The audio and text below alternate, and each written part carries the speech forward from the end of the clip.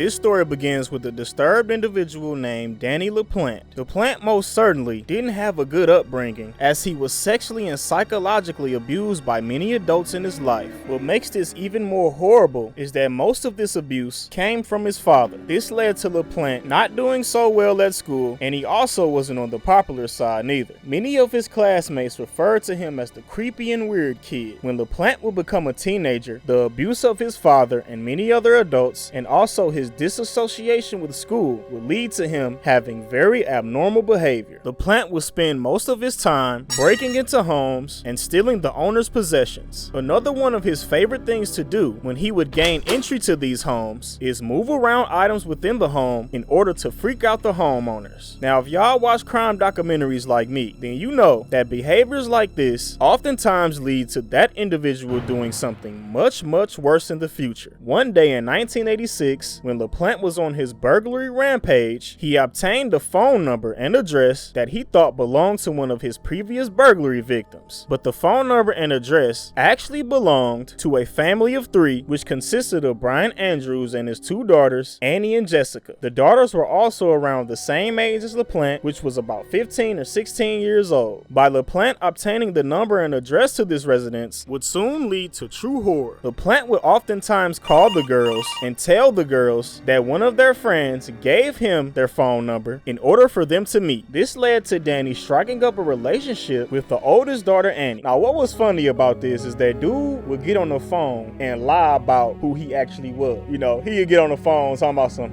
you know what, look, I'm on the football team, that me, I done sacked about 300 quarterbacks, you know, I'm that guy. And you know, she was on the phone like, for real? Like, yeah, girl, you know, I'm that dude around school, man. You feel me? Boy was lying his ass off, but the truth about him was that he was just this dude who lacked hygiene, and he wasn't that attractive. And Annie would quickly find this out when they decided to meet with each other one evening. Man, when she first heard that knock on the door, she was happy. She was like, oh my God, I'm about to date a jock football player. The boy done sacked about 300 quarterbacks. I can't wait. And when she opened the door, she was like, huh? Who is this ugly boy? But she didn't say it out in the open. She was saying it in her mind like, oh, this is not the dude who I thought I was talking to. And his goof ass was like, so you ready to go on her date? And she was like, all right then, man. Let's get this over with. Make a long story short, the date didn't last long. The date lasted about 5 minutes because she was creeped out by him. He was on some weird stuff. And I also forgot to mention that Annie and Jessica's mother passed away. And during the date, she actually brought it up. And he kind of made like a little slick joke about it. So after that, she was just like, I'm going home. And he was like, do you want me to walk you home? She was like, no, boy, I can walk by myself, boy. Stay where you at. When she made it home, she forgot all about Danny LaPlante, and her sister were still trying to cope with their mother's death. And by them being young teenage girls, they would find strange ways to do it. And one of the strange ways was to call upon their mother's spirit with the Ouija board. So one night, the two sisters went out to the outhouse, lit some candles, and began to perform a seance. During their ritual, their dad will catch them, and he tells them to chill with all that demonic stuff. And once they pick the Ouija board up and blow out all the candles, things would immediately start happening inside the home. One day, when the two sisters was chilling, eating popcorn and watching movies, they would begin to hear loud knock noises all around the house. The girls quickly came to the conclusion that the knock noises was of their deceased mother. But as the nights would go on, the knock noises would begin to get more and more frantic, and the girls stopped believing that it was theirs of their mother. And of course, they would go to their father to tell him about these strange things, and he'll ultimately deny it. Man, y'all know that's how I go in these white families, man. I ain't even gonna fake it with you, bro. Like, soon as the kid tell the parents something like, Dad, I seen a man in the closet, they gonna be like, son, there's nothing there, okay? Go back to sleep. Or, Dad, I hear noises coming from the attic. Take your ass to bed, okay? It's nothing, and you're hearing things. And that's exactly what the father did in this situation. And I also forgot to note that their father wouldn't hear the noises as he worked late, leaving them in the house by themselves. So, yeah, man. Can we say bad parenting? Can we say that? You know? But one night, the knock noises would become vicious. They will also hear glass breaking, TVs turning on and off, And when they would run to the outhouse where they performed the seance, they would see writings on the wall that said stuff like, I'm gonna kill you and your family and stuff like that. So they already knew that it wasn't their mama the one doing this, because their mama wouldn't harm them. So this led to the girls actually calling the police, and they also called their father as well. And of course, when the police come, I don't see anything. It doesn't look like anything happened. And when the police officer talked to the dad, he was like, look, your daughters are probably tripping out because their mothers, passed away. This is probably them acting out. They're probably writing that they're gonna kill themselves on the wall. Like, come on, man, really? And of course, the dad is stupid. He like, yeah, maybe you're right. Like, no, he's not right. No, this is not normal behavior, okay? And then when the daughters would confront the dad, they would be like, Dad, we didn't write that on the wall. Why would we write that on the wall? Are you kidding me, bro? Huh? Like, are you kidding me? And then the dad's so stupid. He like, look, the writing on the wall, do you know what that writing was made out of? No, I don't, Dad. What? It was made out of ketchup. Ketchup. I know you did it. So, man, the girls were screwed. Didn't nobody believe him. The police officer didn't believe him. Their daddy didn't believe him. Their daddy thought they was playing around. So, yeah, man, this is just a sticky situation. But check this out, man. One night, it would get so real up in this house. I'm talking about, like, the crazy stuff was just happening like times 10. The knocking was incredibly vicious. Dishes falling all over the place. It was just crazy. And also, whatever this ghost or entity was, it was getting more strategic. Like, it was putting knives through family portraits, and the writing on walls would be appearing upstairs, downstairs. And when the girls would hear knocking noises coming from the upstairs, they would actually attempt to go upstairs, but halfway there, they would look up and see a writing saying, I'm back, come find me. Because, they would hear knocking all over the house. So this was just crazy. So this led to the girls just running out the house, down to a neighbor's house, saying, man, we ain't about to go back in that house because there's something in there. We don't know what it is. We don't know if it's the boogeyman. We don't know if it's our mama. We don't know what it is. Please, can we come live with y'all? This right here led to the neighbors waiting on their father to get home so that they can find out what's going on in the house, because the neighbor was like, I ain't finna go up in y'all crazy ass house, because if I was a neighbor, I'd do the same thing. Like, hey, man, I ain't finna go up in there. Y'all ain't finna get me killed. Like, what the hell? So they waited for the father to get home, and when the father hopped out the whip, they was like, what's going on now? Goddamn, I just can't never just get home from work without you little girls doing some stupid stuff.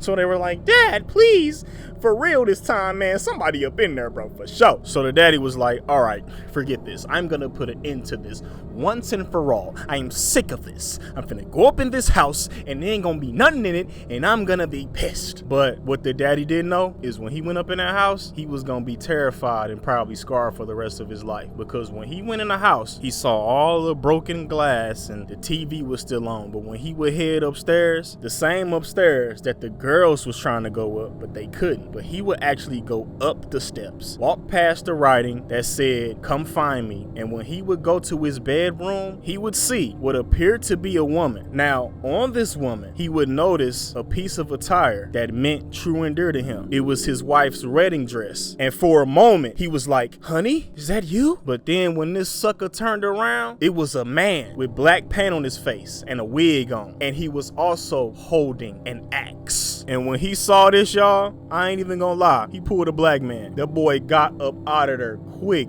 He said, no, sir. That boy skedaddled up out of there like super quick, boy. That boy was like road runner times 5,000. He was up out of there. And whoever was in the house was like, damn, I ain't even get a chance.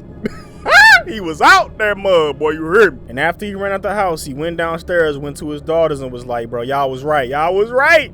Y'all was right. I don't know what the hell that was. Man, that scared the hell out of me. They was like, Daddy, see, I told you we wasn't making this stuff up, man. Are you crazy, bro? I told you. So they called the police, and when the police arrived, of course, wasn't nobody in sight. They was like, damn, where is this individual at? It took them about 45 minutes until they stumbled upon a crawl space that was covered by a bookshelf. death. A crawl space that the family didn't even know nothing about. And as soon as the officers discovered this, they saw the crazy man. And they was like, man, come out with your hands up. You don't come out, we're gonna blast you. Okay, we're gonna blast our way up in there, bro. So the man came out, and the man that was terrorizing these young girls, terrorizing his family was, yep, you guessed it, Daniel LaPlante, the same boy who took Annie out on a date and she turned him down. The horrifying thing about this is that this dude was living in the residence for about 3 to 4 months in this crawl space, and he also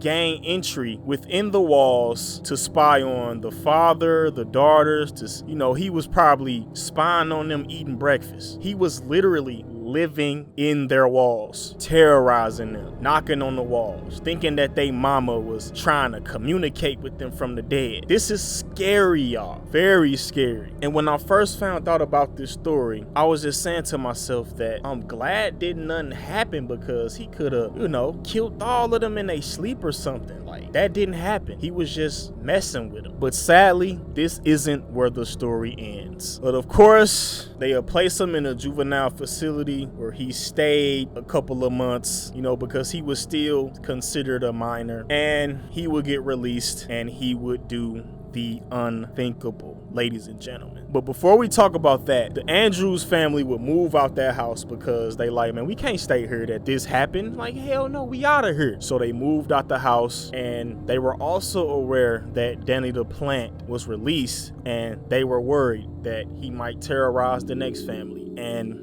that he did. And usually when you have mentally crazy people like this, they don't become normal. And in his case, it was only a matter of time before he did something extremely terrible. And on December 1st, 1987, he would enter the home of Priscilla Gustafson, who was a mother of 2, and she was also pregnant at the time. Danny LaPlante would enter this home waiting for their arrival, and he would kill her, sexually assault her, shoot her multiple times point blank range, and he would also drown both her children in separate bathrooms, killing them all. And I just want to say something to Danny LaPlante, that you were straight up Mark Buster. And even though I'm talking about your story, don't mean that I'm cool with what you doing, boy. Like, you need to, man, hey man, straight up, bro. They should have murked you as soon as they found you in that crawl space, boy. Like, we ain't cool with none of that over here, sir. You feel me? I just want to let y'all know that right now. Like, soon as you crawled your goof ass out that crawl space, they should have lit your dumb ass up, boy. They shouldn't even gave you no second chance of life, because you will go on to do this? Hell no. But the good thing about this all is that police would later find Danny LaPlante 2 days later, and guess where they found this dude, y'all? They found this man hiding inside of a dumpster. Like, that's perfect, because you are a trash human being. Like, how ironic is that? But once they found this dude, they got him for the murder of Priscilla Gustafson and her 2 children. He would go to trial a year later, and he would get 3 consecutive life sentences. Praise God. You know what I'm saying? Now, I know a lot of y'all probably like they should have gave him the death penalty, but man, death penalty too easy, bro. Boy, you need to suffer in prison. You need to drop the soap a couple times. You feel me? You know what I'm saying? So yeah, man. But like always, I want to say rest in peace to Priscilla Gustafson and her 2 children. Y'all did not deserve that. That was messed up. You know, RIP to everybody I talk about who died innocently, unjustly. So yeah, but in conclusion, this story was crazy. This was one of the most crazy stories that I came across. And I gotta shout out the TV show Your Worst Nightmare, because this is where I found out about this story. The show is amazing. If you have Hulu, make sure you check it out. It is amazing. It is incredible. The show is called Your Worst Nightmare. And plus, I also went and did research on my own to narrate this episode for y'all so that y'all can kick back and enjoy listening to it. But before I go, I have to propose the question of the Andrews family. Like, I know that they haven't got over this, bro. Like, how do you forget something like this? How do you forget somebody living within your walls when you was a teenager, bro? And then later to find out that this dude actually would go on and kill is crazy. It is absolutely insane. But that about wraps up this one. If you guys are enjoying these videos, please let me know in the comments section below. Trying something new on the second channel. This is the second upload, and I hope you guys are enjoying it. I plan to do a lot more, so stay tuned, man. GB signing out.